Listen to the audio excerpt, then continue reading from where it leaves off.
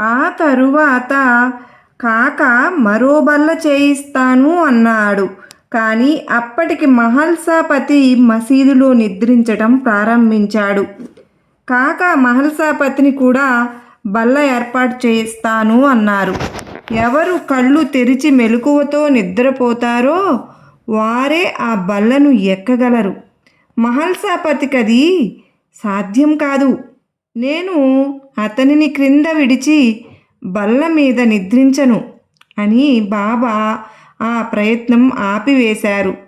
ఆ తరువాత బాబా రోజు విడిచి రోజు చావిడిలో నిద్రించడం ప్రారంభించారు.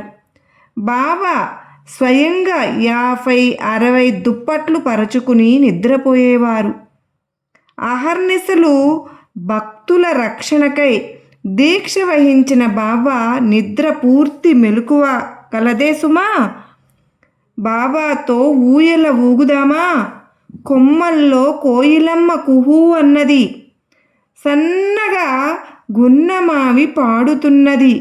బాబా వేసిన ఊయల పిలుస్తున్నది. పాపలను ఆడుకోను రమ్మంటున్నది.